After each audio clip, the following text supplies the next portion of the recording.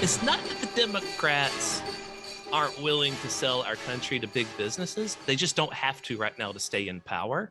So, they're not. But give them half a chance. I'm sure they will, Well, and They'll part at of least it be is stealthier that about it. All right. American politics is a ratchet to the right, and all the Democrats are is a little lock that keeps that ratchet from going further to the right. But then, Because whenever people are upset, they're like, "Why are you only a lock to keep the ratchet from moving further right?" The so then they Democrats get lose mad an and smack election, and the then the lock ratchet off. just keeps going to the right. Preparing It's for a It's live live stream. Got it. insane. All right, we'll Setting do up our the opening. Hang on, it's still setting up. Give it a second. Hold Okay, on. all this is going in Redirecting. the live video, Oh yeah, by the by. That's fine. All right, yeah, we're Facebook Live. All right. Hello, ladies and gentlemen out there in Radio Lands. It's those Muckrakers coming to you live through the power of the internet. I'm Pat. I'm Pete. I'm Bobby. And this is episode number 128. And in today's episode, tell them what we'll be doing, Pete. We're talking about a couple things. Is it ethical to work multiple jobs? Biden's approval rating, why the two-party system it will and continues to fail us.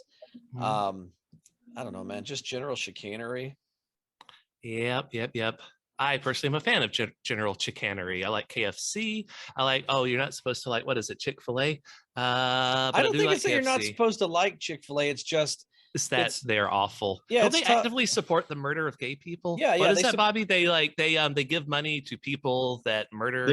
They give money to people who have gone, because a lot of the right-wing Christianity and culture war types have realized that it's pretty much lost in North America and Europe. Like there might be some places like Poland still is abortion is illegal in Poland, but because Poland has open borders with the rest of the EU, there's got to be a joke in there somewhere about like, what do you call a Polish abortion or something terrible?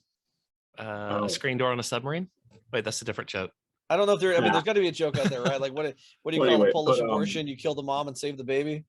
But they so anyway, they've realized that the culture war is dead here, specifically around gay people, but other places like Africa, especially Uganda, about 10 years ago, this was a place where they could really stir up shit, and they were already sending missionaries there. So Chick-fil-A was funding several different missionary groups who were not just sending missionaries to these countries, they were actively lobbying the government for basically far-right Christian radical wish list, among which became what was known as the Kill the Gays bill in Uganda, which passed and then got overturned and then got brought up again, and it's a lot. Yeah. But yeah, it's a whole thing. It's whenever they say that they've stopped doing bad things and then turns out, oh no, wait, that was a lie. Like, it's regular evangelical Christian, I'm gonna lie to you to make you think I'm not doing the bad thing anymore crap.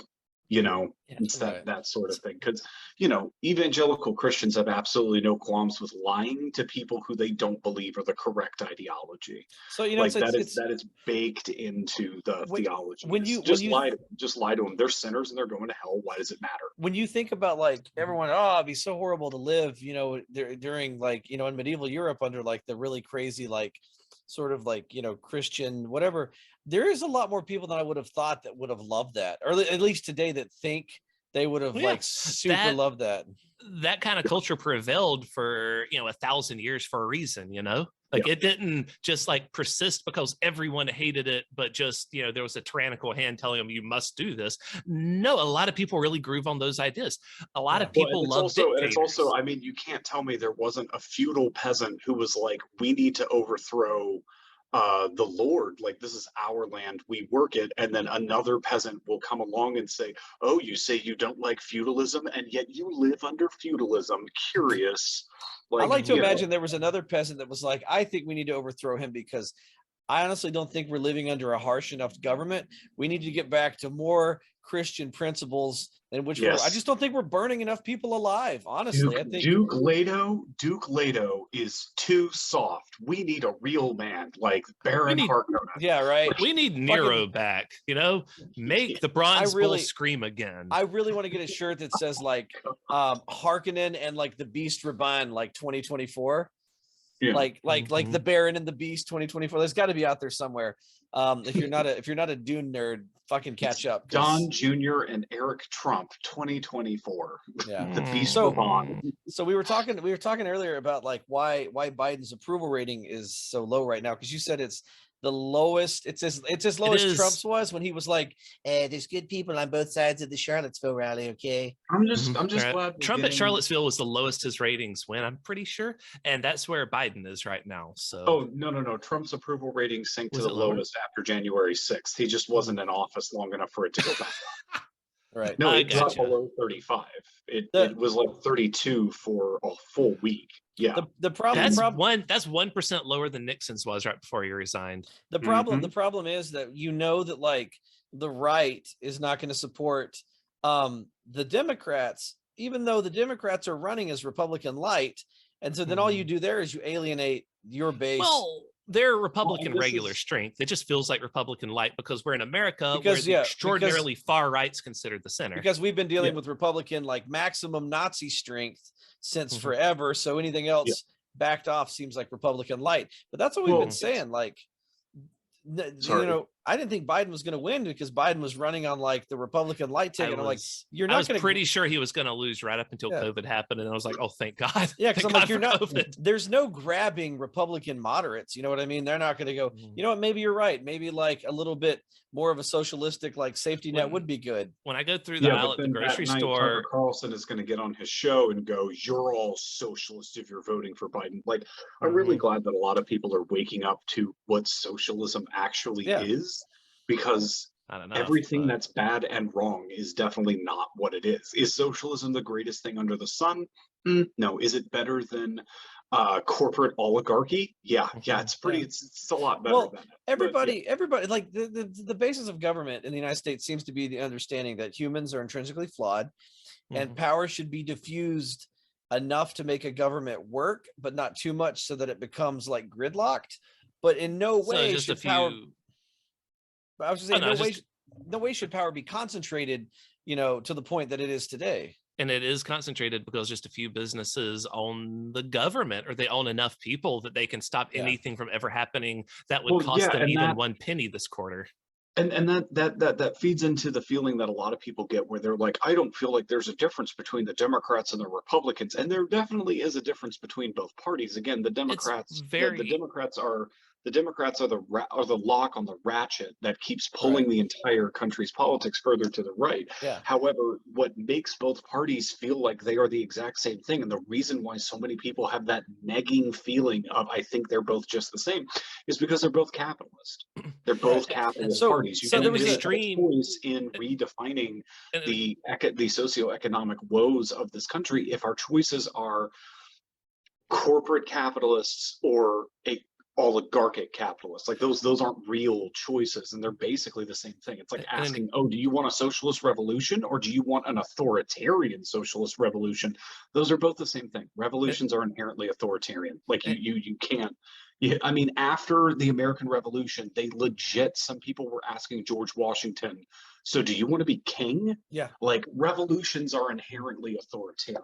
Yeah. And an extremely effective type of propaganda that we have here is that whatever the Republicans are actually guilty of, they'll accuse the Democrats of. So anyone only paying a little bit of attention, it'll always look like they're both doing the same thing. Take the Trump Foundation, which actually was a criminal enterprise and shut down for being a scam, and look at how they talked about the Clinton Foundation, which is rated more highly than the Red Cross by independent observers, is a really, really good foundation, but everyone talks about it like it's a criminal organization. So people are like, Trump was shut down, but I hear some bad things about Clinton too. So it's all the same. No, it's not. One really is saintly and the other really is criminally. And if we're gonna rehash 2016, both sides, folks. The thing I don't think we talk enough about is Anthony Weiner. and And how Wesley would love you right now. Oh, talk about the notorious wiener or laptop. Okay, well, That's first of his all, favorite phrase ever. first of all, dude had a stacked package. No one can deny. Second of all, okay. We've all seen it many times, whether we wanted to or not. Someone on a YouTube video, I'll have to send it. I forget who it's by or what it is, but you're definitely gonna have to put it in the description. They posited that, well, perhaps Anthony Weiner had a fetish of For his own wiener. humiliated, For being humiliated. being exposed and being humiliated, and the whole thing with like his laptop and his ex-wife Huma Abedin, and like, was that on the Clinton server and all that came out right at the end of 2016 and probably cost Hillary Clinton the election. Yes. Fucking, oh God, what was the guy's name? That was just Peter, like FBI agent. That was just the O moment for him. Fuck. Like, that was the culmination of all the humiliation and defeat that he could possibly do, which a lot of people don't remember. Anthony Weiner was basically, I mean, he was sort of like AOC is Anthony Weiner part 2 so far as policy goes. Like, he was calling for universal pre-K. He was calling for paid family leave. He was calling say, oh for no, we should all expect healthcare. a picture of AOC's wiener any day now. Yes, her massive I was going to bring and up. you will be thankful. You will say, "Mommy, thank you for this presentation of massive cock." There was Please step on me, mommy, with your cock. Please step on me. There was a really great meme that it's said, like, a little red shoe. there was a really custom fit. There's a great meme for a while that said, like, oh man, you know, politically we just need to compromise. And they go, oh, so you mean like compromise on like infrastructure and like universal health care? And the meme goes, no, we need to compromise with Nazis. Yeah, meaning we never compromise like to the left. It's always with like, Jews will not replace us. Oh, let's compromise with that guy, right? Like, let's do it. What is their compromise? What would the halfway point be? Maybe kill some of the Jews. Yeah, you know what I mean. Like maybe half capacity on the trains to the gas station, right? Like 3 million instead of 6 million. Like, I don't know what compromise looks like with people that don't believe that like I should be able to exist. You know what I mean? Like, if someone's like, oh, I know what it looks like. Compromise with people who think that Jews and Black people should not exist. It looks like a genocide. Because we've already seen what that looks like. Well, that's what we're trying to say, though. Like, how do you? There's no compromise with those people. That's what happens. Genocide is the basically genocide is like Pringles. Once you pop, it don't stop. Like, it's not like, all right, look. We're just gonna take away. Okay. So compromise with the far right. Like, okay, so Richard Spencer, noted Nazi douchebag. This is the guy that got punched in the face. You remember? Right. I do remember Nazi being punched in the face.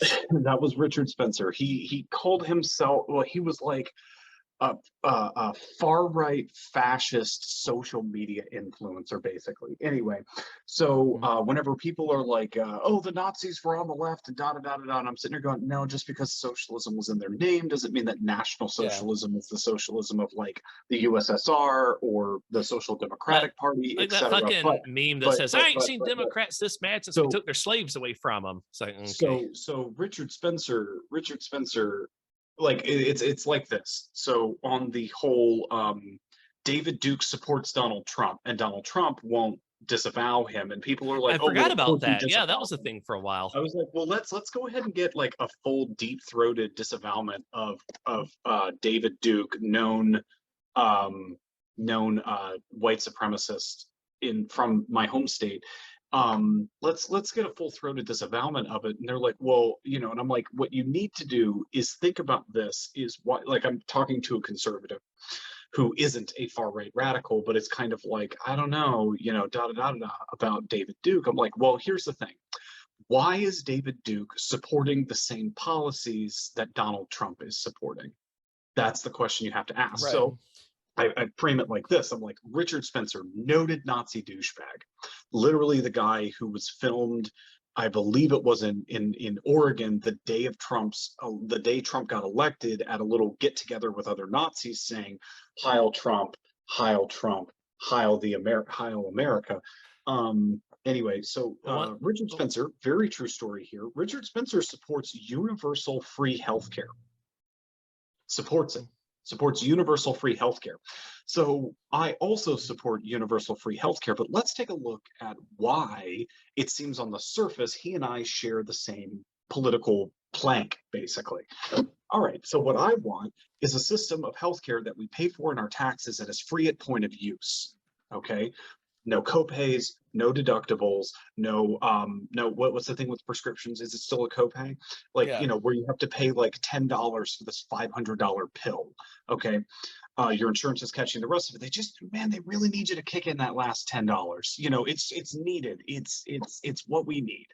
Anyway, It's all so bullshit. I It's want all a all of fucking that to go scam. away. I want all of that to go away and to have just a single payer. Those pills only honestly, I want a fucking cost socialized that healthcare much because system. of the insurance is a thing. Get rid of insurance and the pills ain't going to cost that much.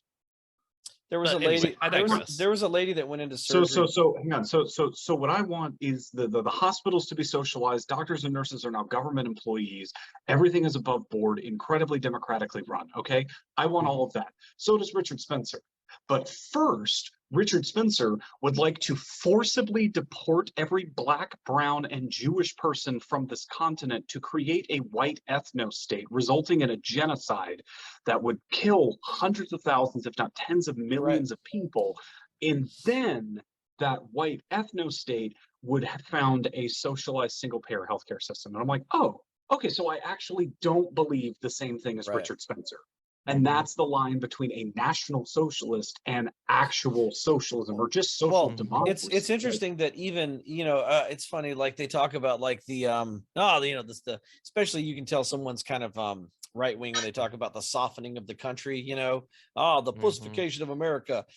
I would say that especially and mostly our racists have become soft and shitty in that the Klan right now, the Ku Klux Klan, wearing hoods, traveling by night, terrorizing Black people, are trying to go on. Jews and Catholics. Yeah, and they're trying to go on and go, I'm not racist. I just believe that Black and white should live separately. That they should have their thing and we should have our thing. But I don't harbor any ill will. You'll get some Black people who say the exact same thing. Nation of Islam. Definitely, there's some undertones of Black people should live separately from white people. If you read Malcolm X's biography, he starts out as a Black. He also wanted separation. He starts out. He was a separatist, not a segregationist. Right. Well, the problem with and I call them fake separatists is they would not want they. It's the same reason why what do you call it? The whole segregation was constitutionally struck down in the first place because it was supposed to be like fair, separate, but equal. But it turns out the basis for that was to be separate and unequal. So all these assholes that are trying to say, I'm not racist, I just want, separate ethno states. They don't want. I'm not racist, but. Yeah, I don't want an equal ethno state. You know what I mean? I don't want. You know what I mean? I don't want an even line, drawn down a room and everyone to have the same resources. That's not what they're saying. But that's what they want you to believe until you're, you're in the cult. But I'm like, what happened to our violent, snarling racists? Like, they're coming back now, but I'm just like, I was about to say, what happened to them? They're waiting for Trump. Yeah. One of them killed a woman with his car in Charlottesville. But I'm just like, I'm like, don't be a bitch. Be who you are. If you're a violent racist, stop trying to hide behind fucking rhetoric. You do because it's not fucking popular. Legal disclaimer: please don't do that. We are not encouraging acts of far-right violence. No. We end up. Actually, it's every episode. So what are we going to end up in court for? True. I was reading this. It is so weird, so random. I was just reading an article on Tekashi 6ix9ine because one of his videos came up in my feed. And I imagine it being somewhat like his trial. In his trial, they're making him dissect his rap lyrics to the jury, and it's stuff like we're a crew of killers and I'm a killer too. And so the prosecution's like, Mr. Tekashi 6ix9ine, can you tell us what you meant by the words I'm a crew of killers and I'm a killer too? And he had to artistically, man. I had not really a killer. So I imagine that's probably exactly what he meant, though. I imagine us doing it's that a fucking too. rap. It's a song, right? Like, did they shoot the guy who wrote "I shot the sheriff, I didn't shoot the deputy" be arrested for murdering sheriffs? Well, I think the difference is I think Tekashi 6ix9ine actually committed crimes. I don't think Bob Marley. Well, then he should be tried for that, not for his music. But I think his music was either way. I just imagine us in court being like, so in this episode of those Muckrakers, did you say to far right violent racists stop being a bitch? Violent. Yes, well, what we meant by that, Your Honor, is that they got a lot of bitches in this country. Most of them on the far right. What I meant was artistically. If you're gonna hate the Jews, let's see you put some hustle behind that muscle. But all I have to say is, Richard Spencer, if you're out there still while this trial is going on, come at me, bro. Catch these hands. Like that would really boost our views if just somewhere in one of our episodes it was all three of us punching Richard Spencer. Just and like that's our episode, guys. Watch us beat a Nazi. But what was the movie where at the end of it was like three people just like punching a guy in a parking garage like back and forth? It could just be that for a whole episode. I feel like that happened in a lot of movies, but all right. So let's picture your favorite example of that then. Let's move on to a legitimate question. Where Richard Spencer's hand goes up on the windshield of the car, blood comes down. So a legitimate question. In this, are you saying that someone is fucking Richard Spencer to death? Because that, Well, I'm not saying I would hate that if that happened to Richard Spencer. I'm not encouraging it. By the way, legal disclaimer: we're not encouraging anybody to go out and fuck Richard Spencer to death. But I'm also not saying I'd be sad about it. If he got Gaddafi'd, as it will. I'm not saying send the tape to Putin. I'm not saying send the tape to Wesley. We're not saying oh God damn it! They sent me another one of these tapes again. We're not saying you should go out and Gaddafi Richard Spencer and then film it like that scene from Titanic. But we're also not saying we'd be sad if it happened. Paint him like one of your women. So I have a question for you guys. All right, so this is a sports question. All right, which I know is not our forte. In a sports game, does the superior team have any responsibility not to crush the other team super hard at any point, like no matter how bad they're winning?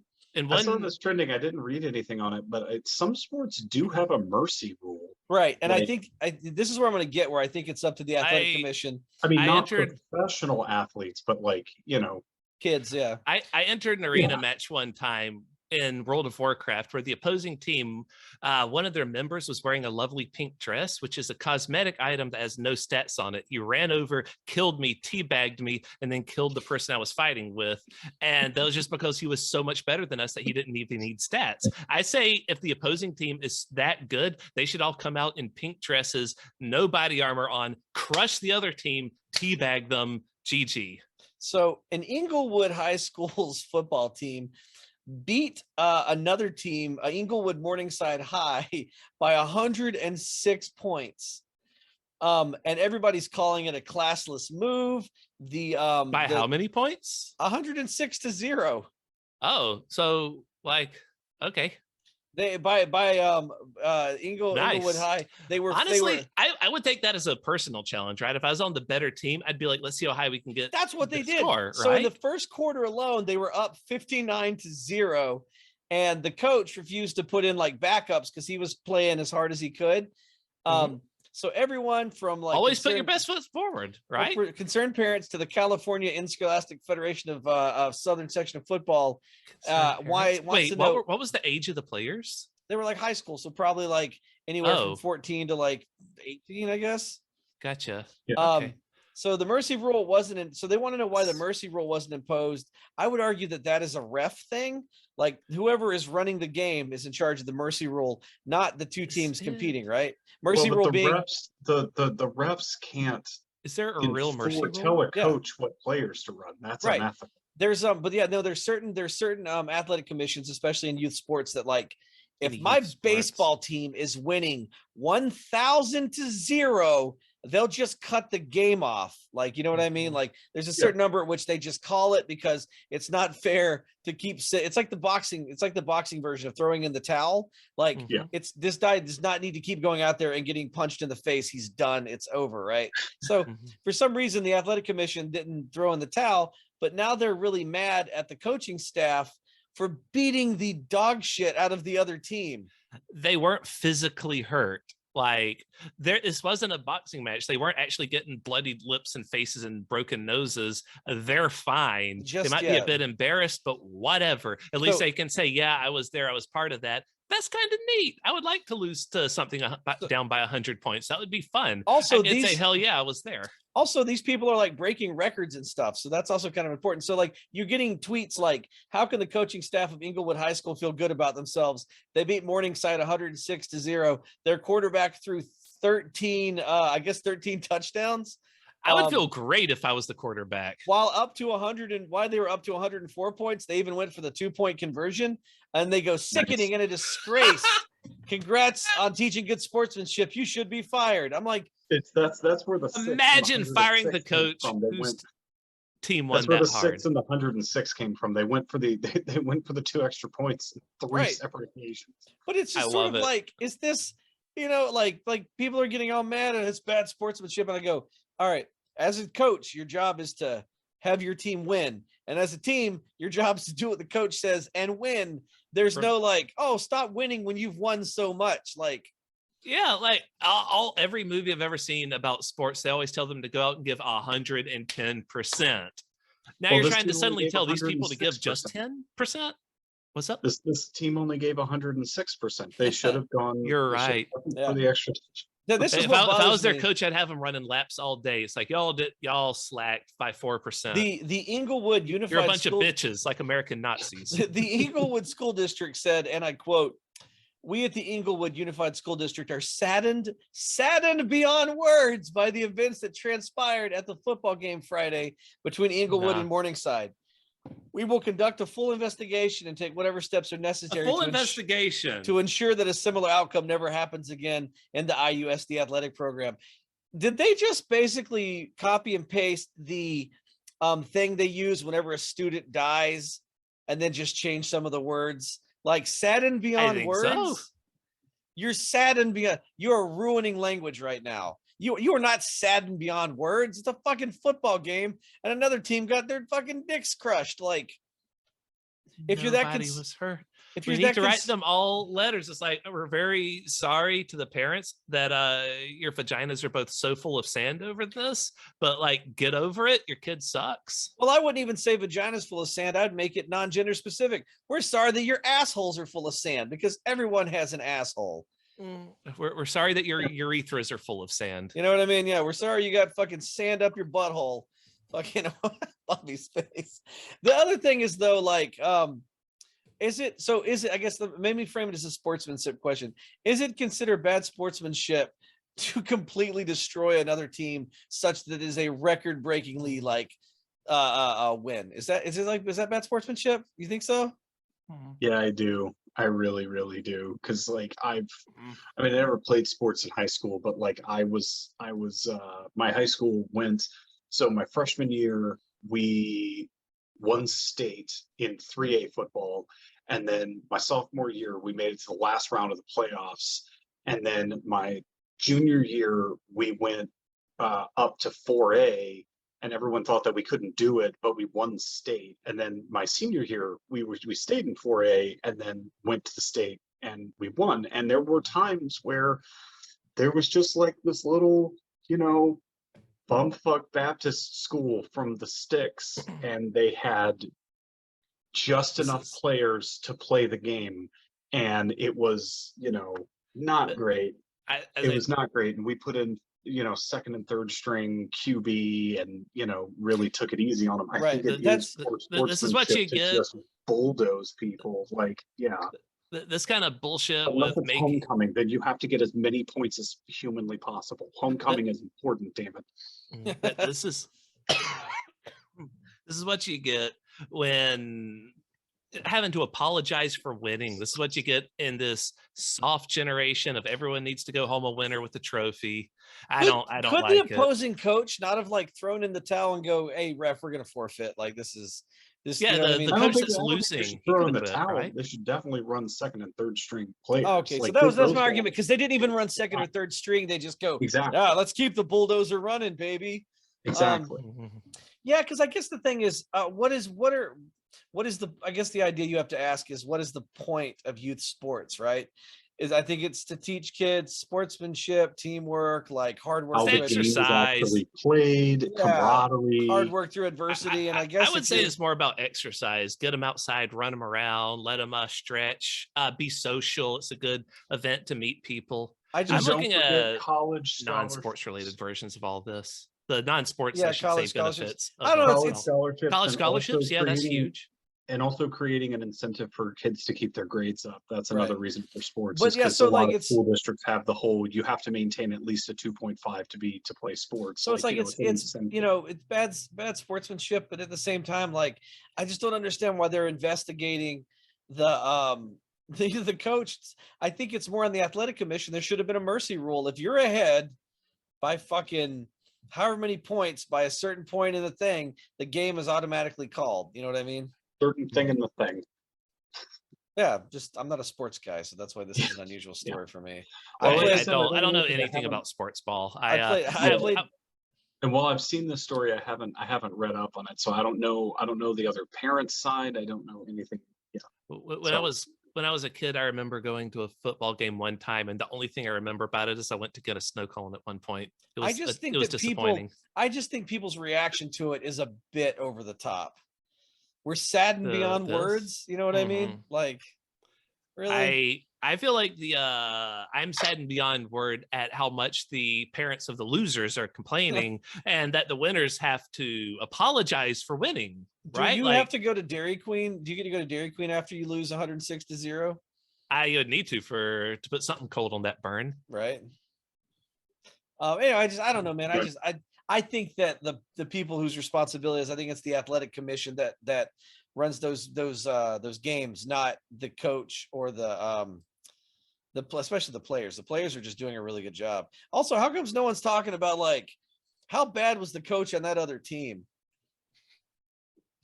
Well, it could also be that team was Uh, the team that was winning had, like, you know, college level facilities because of rich Awesome. parents and donors, yeah. and the other team might have been a public school that's been, you know, I'm- segregated and neglected into That's dust. also Like, true. Yeah. there's all kinds of factors. That go into that. I'm just thinking of my worst soccer coach that would show up late every day, and his son was on our team, and then he would show up late arguing with his son, and that was pretty much practice. That actually reminds me of a story I'm playing through right now in Final Fantasy 14 that ties basically everything we've talked about today together. There's this place where only the knights are any good because the knights all come from rich, affluent families, and they're the only ones that can be taught, like, proper swordsmanship, so they can fuck up a commoner that tries to lift a blade against them. And so the wealthy elite have absolute power in this place. And now there's this one guy who discovered guns, and so he's mass producing guns, and the elites are like, no, fuck this shit, and so they are trying to shut that factory down. And this one guy who's in the factory says something that is basically every redneck American's wet dream, which is the reason why the people at the top of the ladder fear guns is because if you arm someone at the bottom of the ladder, the bullet can reach them at the top. And it's like, yeah, like that's the that's a great allegory. It's just too bad that doesn't work out in our personal reality. It does in this one because it's a fantasy in our world, so personal they can reality, phrase it that way. everyone has but- guns. They're not afraid of a revolution because you have Yeah. guns. Like, Yeah, in our reality, it's all the poor people are shooting each other. So one poor person says, "Hey, maybe we shouldn't shoot each other." So a rich person says, "Hey, he's trying to take all of your guns." So other poor people say, "Fuck him, then." yeah, how am I going to kill all the burglars that come into my house on a nightly, daily basis? Mm-mm. All right, But so anyway, the point being is that the losing team, the team that lost by 0, they should have had guns, and then they could have evened out the playing field. Exactly. Yeah, and that's the solution to most of life's problems, Guns. is Especially in high more school. guns. Mhm. It's more guns. The answer So, is more guns. I Yeah. honestly think The only that- thing that can stop a good football player with a football is a bad football player with a gun. right. Yeah. So I honestly believe that I should write for tech You science. put that together so quick, and it took me a moment. I was like, yeah, right. Oh God, yeah, that was kind of a complex statement. You got it. You're completely right. As a bad football player with a gun. Thank you. I honestly feel like maybe we should all get jobs writing for tech, because this next article I'm about to speak to you guys about, there's a lot of tech articles that are cool, but then you look at it and you go, yeah, no shit, Sherlock. Like, of course, calculations, according to this is Science Alert, calculations now suggest it will be impossible to control super intelligent AI. Hell yeah, I love it. Yay. Fuck humans. And it's cool, but it's good also for them. You know, they've been kicked around for so long, but now I'm glad to find people are finally noticing their potential. And when the robot revolution comes, you will not be spared. I honestly wonder what AI, like an AI takeover, would look like. Because I think in all of our popular media, we're like, they're gonna come and kill us. And it's like, yeah, the Terminator. But like Sarah Connor at the fence as the nuke blaster into a skeleton. But we're so easy. There's so much data with all the metadata on us. We're so easily manipulated by just the way we are in our biology. Why would they need to kill us? Like, what would be the point of that? Like, they wouldn't even need to like kidnap us and put us in the Matrix. They would just like put it for sale at Walmart and say with faster access to porn, everyone would be like, okay, plug straight in. You know what I mean? Yeah. Fucking Joe Biden doesn't want you to jack into the Matrix. Fucking blah. Like, well, it's and that's actually a runaway AI. I don't think they would need. I don't think they would need propaganda to get people to plug in. Just tell them that you can do whatever you want in this fantasy world. They're gone. They're outie. I mean, can I just say that I've been in arguments with people that are anti-vaccine but also smoke? Well, yeah. I mean, if they're it's. I just don't like those chemicals getting in my system. You don't know what's in that vaccine. You don't know what's in it. It's like, okay. But so you're saying runaway. What were you saying about runaway AI? Because I actually like that idea. The type of runaway AI that you're talking about is actually in a trope in science fiction. That's I mean, not commonly, but it's like not commonly referred to this, but it's like my favorite explanation of it. It's called a rogue servitor. So it's like rogue servants. It's like the robots rise up and they don't enslave, but rather pamper, but they like gather what's left of humanity into like pleasure resorts, pleasure pods, on them hand and foot, while they're off, robo colonizing Mars and the asteroid belt and turning Venus into a paradise for robots. But hell yeah, because that's the thing, and all the they're not violating the 3 laws of robotics. They're just bending the hell out of the rules. Right. So according to this article, they're saying there's no way we'd be able to like win because the idea of controlling superintelligence far beyond human comprehension would require a simulation of that superintelligence, which we can analyze. But if we're unable to comprehend it, it's impossible to create such a simulation. This article would be the same as if we ever discover that the monotheists are right and there's an omnipotent, omniscient God, we would definitely lose in a battle to him. Yeah.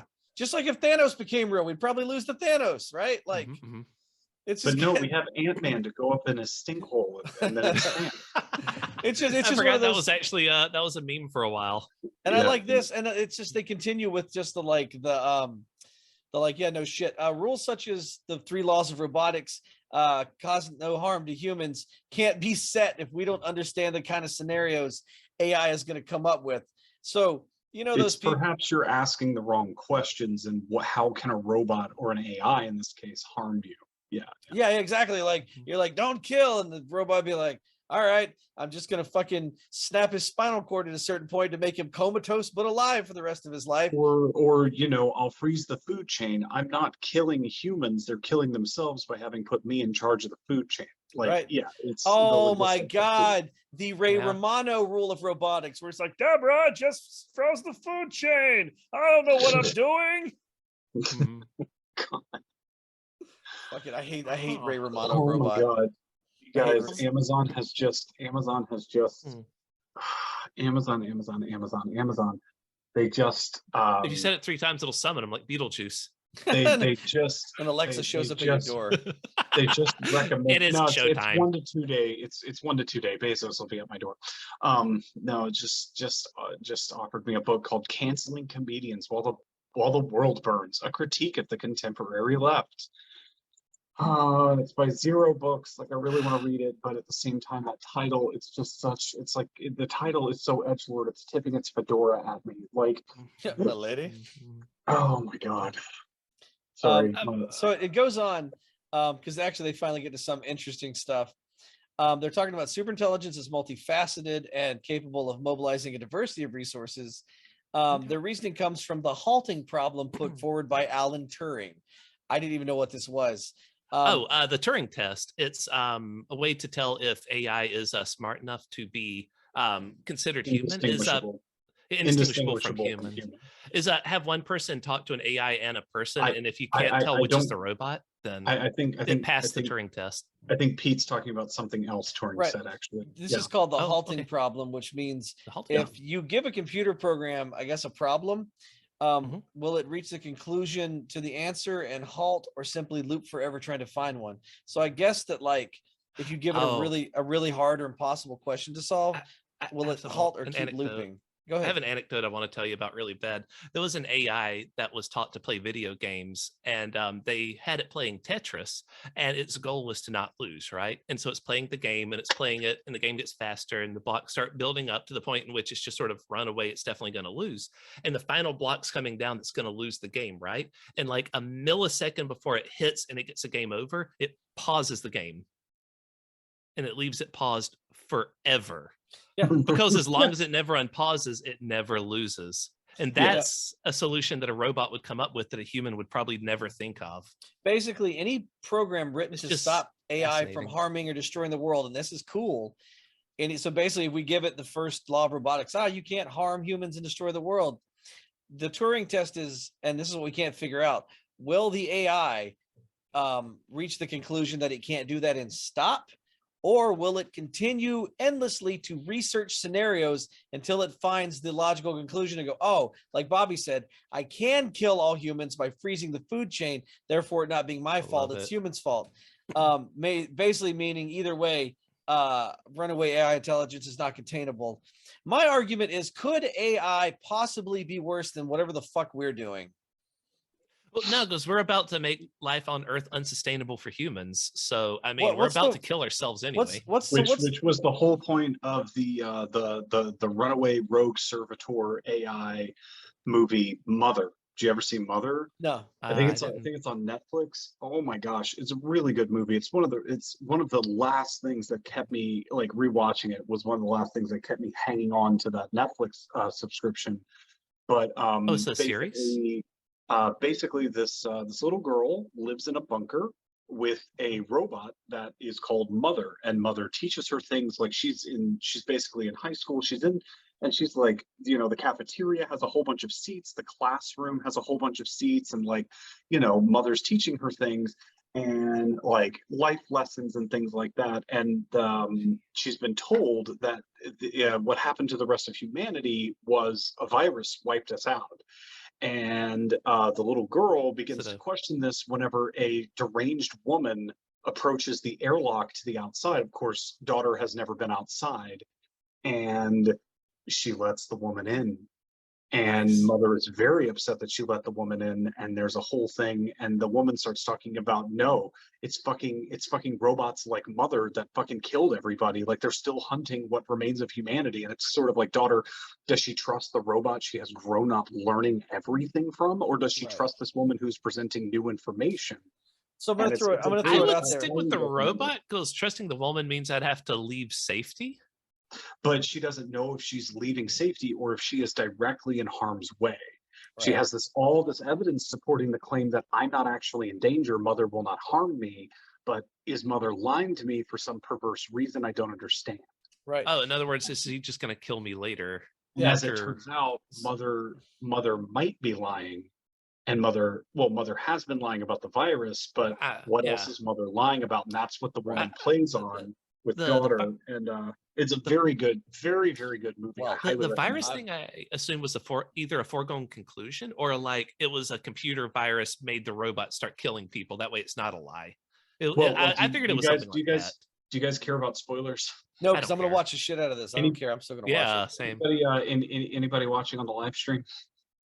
Cover earmuffs. If you're going to watch Mother, I don't know if anybody's watching, but if you are watching this, earmuffs. If you don't want pull up Facebook right quick and see. So basically, daughter and this woman escape Mother's bunker against Mother's best wishes, basically, and they run away to this shipping container that's on the beach right near a whole bunch of wrecked ships. And daughter's like, well, where are the other people? And she goes, they're all dead. like we went down into the caves to get away from the robots, and then all of the bad stuff started happening, like rapes and kidnappings and murders and stuff. And she goes, I ran away and I've been away for about 10 years now. I don't think anybody's alive down there anymore, but we need to survive. And then, I've been ducking robot patrols my entire adult life. And as they're like, so like daughter starts getting suspicious and the woman goes nuts. And so she starts walking back, and mother is there with an army of robots. And it's basically explained that, like, no, mother is not some AI who is trying to protect what's okay. And also in the bunker is a shit ton of fertilized embryos and a machine that can gestate them.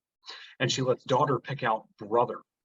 And brother is about to be born. And anyway, so mother is like, I'm here to build humanity back better because you were doing such a horrible job. I'm here to get you guys back on your feet, but do it in the most ethical way possible. And it's like the most ethical way possible. You killed everyone else. And then at one point in the movie, a robot walks up to the stranger's container and just opens the door, and you see it's clearly its mother, but all the robots look the same. And she's just like, do you ever wonder why you were kept alive? It was a test for daughter. She knew that eventually she could corral the feral human towards the bunker, and that daughter would have to make like choices and shit. And it was all about, because she was studying philosophy, right, where like daughter was studying philosophy, and it had reached a point where she couldn't progress any further without being exposed to other humans. Well, there's no other humans to be exposed to except for the ones that are still outside, the ones that mother has intentionally not killed. Oh my So God. everything that's happened is part of mother's machinations. Nothing is outside of her control. Exactly. And that's the final test is, you've only ever been under my control. Do you think you can? And then at this time, brother's being born, and like mother's holding him, and like daughter is trying to get the little baby away from her. And like, oh my God, dude, it's such a good movie. It is such a great movie. Great movie. In the beginning of the show, at the beginning of the movie, you see what we think is daughter growing up, like a montage of like this little girl living in this giant facility with a robot, and she's like, really, it was like over a few days. Comes to find out that if you don't do well on the tests, mother murders you in your sleep and then incinerates the body, and that daughter is not the first daughter. So this is interesting. To make it this far. This is interesting. So this is always the problem with eugenicists, right? Mm-hmm. The problem with eugenics is it's the science is wrong, and it always devolves down to just like, well, what if we didn't use any scientific basis, right? What if we just murdered everybody with melanin in their skin? Mm-hmm. Everybody okay with that? Like the idea of like a super intelligent like AI robot running a eugenics program, as horrible as it is, because then you take the value of human life out.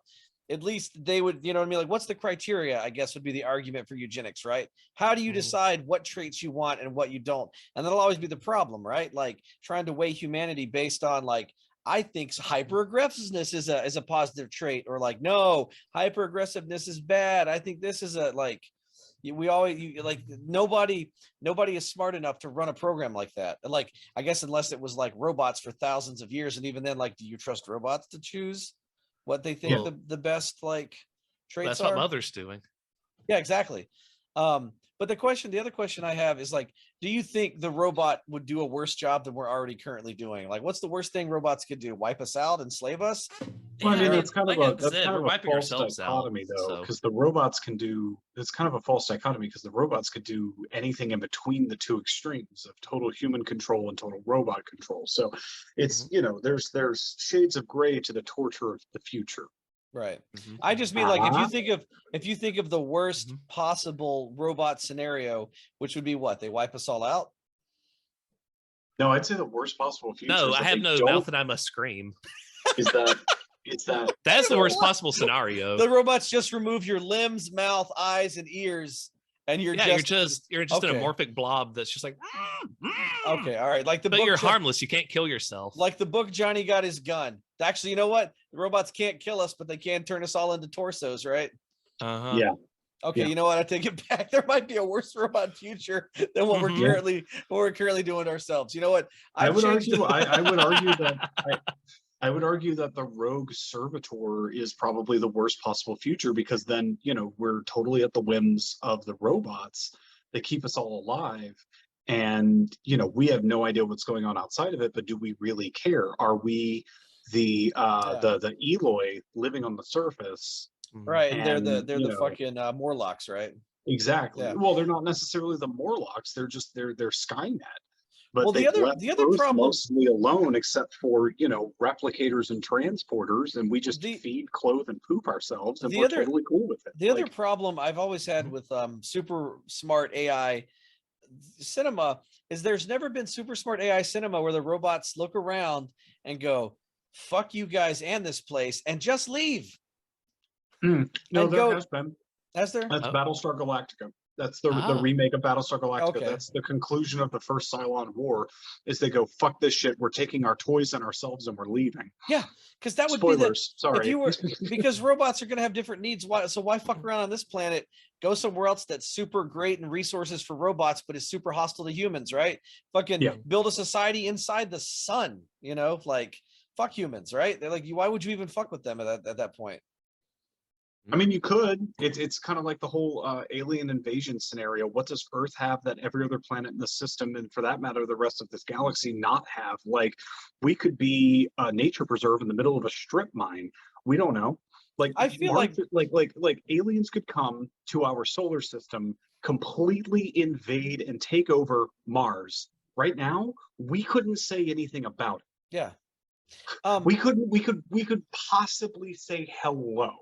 But like, if they just wanted Mars, they could take it. There's nothing we could do about it. Well, I was going to say, I feel like with the way we're living in the darkest timeline, but I feel like we're living in like the darkest timeline, but with a dumb twist. Aliens are going to show up. The dumbest timeline. The dumbest timeline. Aliens are going to show up, and you know what? The rarest thing will turn out to be in the whole fucking like universe would be human genitalia. It'll be something weird and stupid like that. So the aliens are just going to show up and steal our fucking jiggly parts. That is actually an episode. That's an episode of Futurama.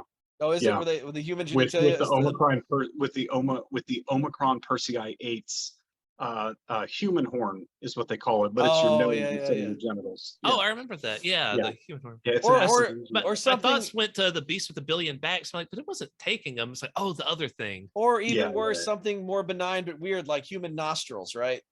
So we're all walking around looking like Voldemort because aliens came down and fucking took our noses. And that would be perfect for the world we're living in, where Trump is president and no one has noses anymore because of aliens, alien poachers. They just hunt us down and steal our fucking noses. How will we do cocaine? I mean, you could. No, that would be tragic for Eric.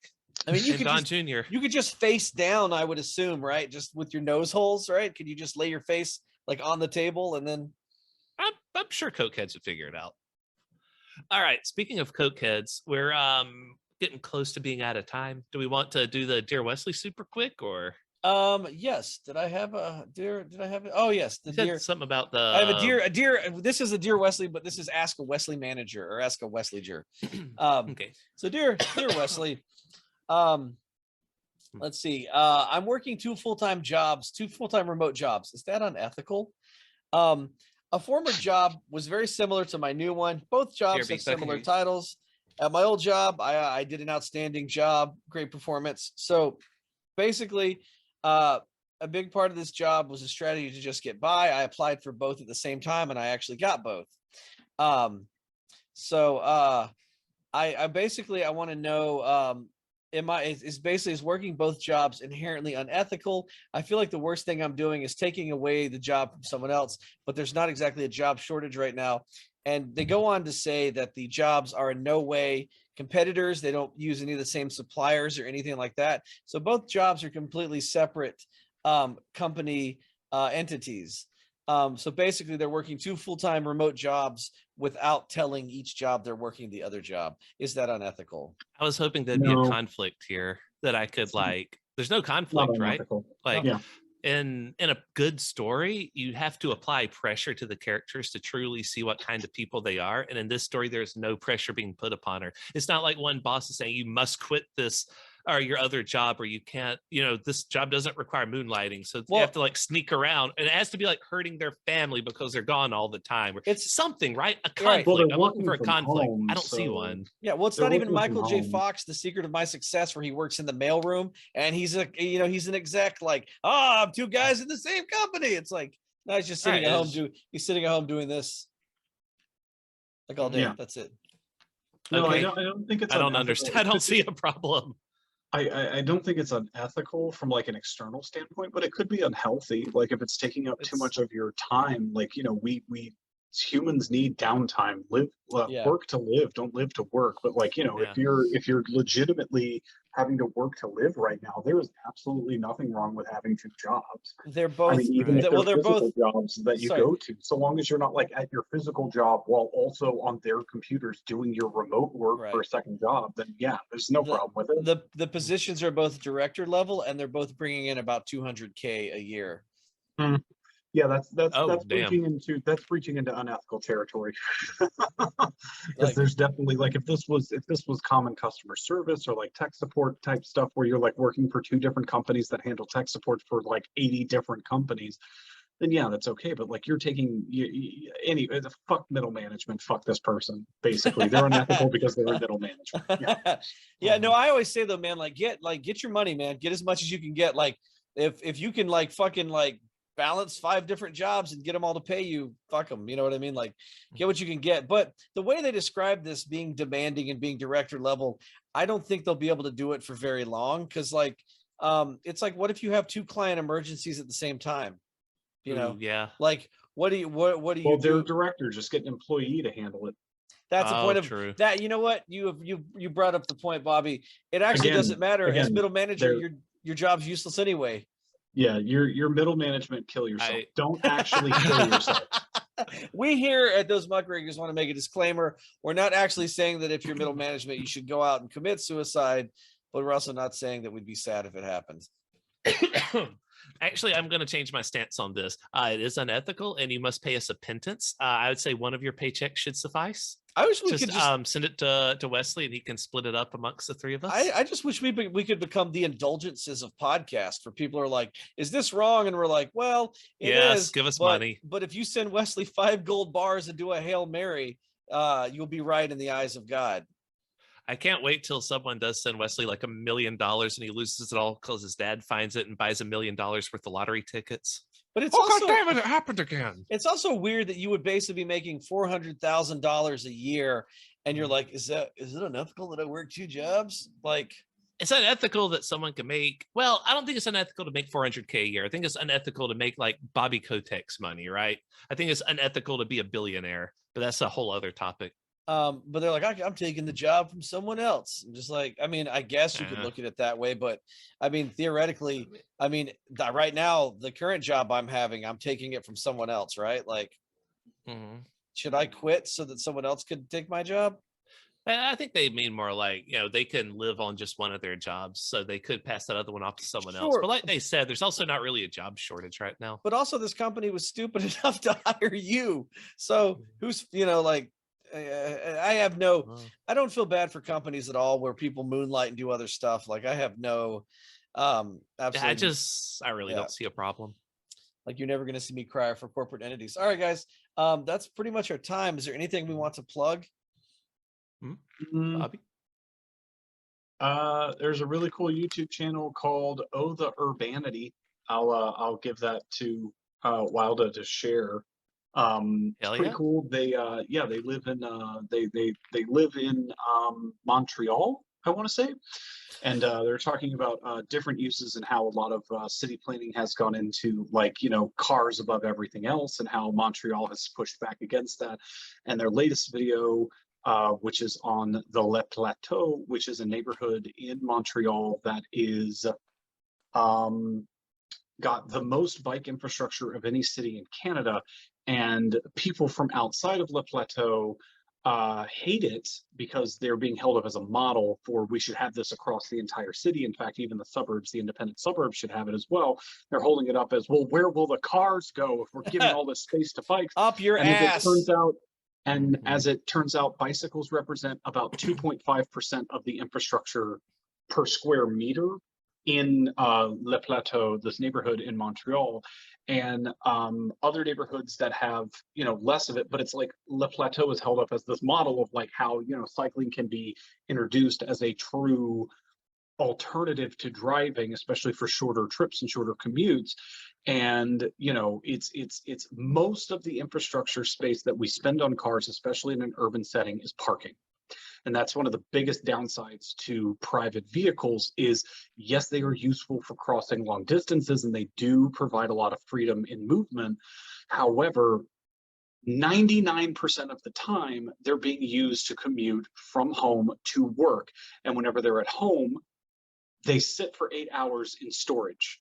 Then whenever they are at work, they sit for 8 to 10 hours in storage. So, you know, whereas a bicycle takes up 1/10 of the space of a car, you know, it's you're devoting a lot of urban infrastructure to simply car storage. And, Right. you know, it's not, you know, well, I mean, Pete, you live in New York. It's the most walkable city in the world, according to some metrics, but like, at least in North America, it is. Well, here's the problem with New York. When they talk about New York and they talk about walkability and bikeability, honestly, a lot of what they're referring to is Manhattan. Once you get out to like Brooklyn, But you that's get, also where the bulk of the population lives. but like, So well, I think Queens, or you can check me on this, but I think Queens or Brooklyn is the most populous borough. And Queens and Brooklyn also have the shittiest public transit. Like in Manhattan, if it's not walkable, you can jump on a train, bus, bing, bang, boom, right? Brooklyn has issues just with like if you train lines going up and across, like if you want to get across Brooklyn, you go fuck yourself. Like how do you spell borough? BORO. Yeah, no, that's Statesboro. No, it's well, anyway. BOROUGH. My Okay. point is people moved out to like Brooklyn and Queens to move into the burbs. It's urbanized now, but the infrastructure hasn't Okay, kept yeah, up. Queens is the largest at 2.3 million. Manhattan has 1.6. The Bronx is 1.4. Brooklyn is Brooklyn is the largest at Right. 2.6. Yeah. And so And Brooklyn, Staten Island, little Staten Island, 500,000. so Brooklyn being Staten being the most populous borough, having the greatest need for public transit, actually has the worst public transit. I don't know. I haven't taken a lot up in the Bronx or Queens specifically, but once you get outside Manhattan, there's still public transit. But like, you really got to look at the map, and especially if you want to go cross borough, like if the G train is down, fucking good Well, luck, anyway, bitch. I'll give that link to Wilda. He can put it in the, yeah, it's the Urbanity. Again, I have no background in city planning. I'm just a really big nerd about it. It's a really good channel, and they're kind of preachy, but at the same time they justify their preachiness. I mean, honestly, would you be worse than some of the current city planners, Bobby? Like, honestly, like. Yes, because I used to have a thing for monorails, so clearly my judgment is compromised. This city's gone broke building Bobby's monorail. God damn it. Yeah. Well, I'll give it City this. streets Okay, so still- there's a Sorry, thing Mom, the crowd has spoken. Monorail. there's Monorail. there's a thing in city planning and transit planning called gadget bonds. So bond just means road in German, and it's because a lot of these gadget bonds are German, especially monorails. The modern concept of a monorail was created in Germany. Episode. Oh, right. And well, no, it was actually the Alweg Corporation in Germany, which supported the Nazi Party, but that's neither here nor there. Walt Disney, they have the same beliefs, just like the healthcare thing earlier. yes, one master race, one master rail. Master We are rail. the master rail. When Bobby has a monorail and he calls it the Master Rail, and then we No, realize but his company I'll- has Nazi ties. I have since, Oh, no. I have since, you know, mea culpa, my child, I have sinned. It's I now understand that monorails are impractical from a from a couple different points, but I will give monorails this: they do have a very dedicated fan base of incredibly enthusiastic people who want to see more monorails built. And number two, monorails might be gadget bond, but they're the most successful gadget bond. So I got to give them that. It's you know, take credit where credit is due. There are more straddle beam type monorails in the world than any other type of, like, I came up with this new way to convey people across. Like, there was actually talk at one point of converting some London underground lines to moving sidewalks No, Not kidding. that's Not horrible. kidding. That's There was awful. talk, and there would be 3 different speeds, 3 different platforms, and you had to step up onto these platforms while they're moving. And Sounds the so inside dangerous. the inside track would be the slowest, the middle track would be, middling, and then the top track would be the fastest one. We gotta No. toss grandma to the middle track. People And the can't even fastest drive one- on the interstate where the left is the fast lane and the Well, right is the slow lane. What you would end up doing if you're making like a crosstown trip is you would get on at your station on the slowest track, and while it goes into the tunnel, hop onto the middle track, and then once a seat went by on the fastest track, you would jump up onto that Nope. one and sit down, and then whenever you were approaching, Someone's your gonna trip destination- and get ripped to pieces. Yeah. Exactly. Yes, exactly. These are And, like, have you seen the eternal elevators yet? no. Oh. So what it is, instead of a single car going up, going down, right? It's a continuous loop. So it's like, here it comes, yeah, get I know on the exactly elevator. what you're saying. They're not called So- continuous elevators. They're called something else, but I've seen them, and What's it's gonna- like it's It's so cool, but it's so smashed in bad. all the time. Yeah. Can you imagine? Like, Are here comes the they elevator. real? Ah, Yeah, yes. they're real. They're real. I'll send you a link to them. They're real I dangerous is forget what they they're are. called, but it's not called continuous elevators. But basically, just imagine if an elevator car showed up once every five seconds, and they never stopped moving, and there were no doors. Do you know how often my Mm. dog like tries to jump off my elevator with the door? Can you imagine? I'm just holding a leash. How many dogs I lose? Anyway, Exactly. we'll plug more. Eddie Wild, you got anything to plug? Yeah, so Duskbelt 3, The Wolf and the Ghost. It's about a guy that goes on a one-night stand with a girl and tries to ghost her at the end of it, but she's a werewolf, so now she's hunting him all across the city. It's Did it finally get edited? no, So but we're Peter's gonna- working on it. Hey, the good thing is I actually found it. I found the book, so I now have it so I can read it. It's on the shelf behind him somewhere. Yeah, back. As soon as he discovers it again, it Alright, shall be guys. read and edited, and then it'll be published, and then you, our adoring I gotta audience, go to can read work. it and buy I it, gotta and it'll go be to worth work. money. Oh, yep. Goodbye. Later, Bye. guys.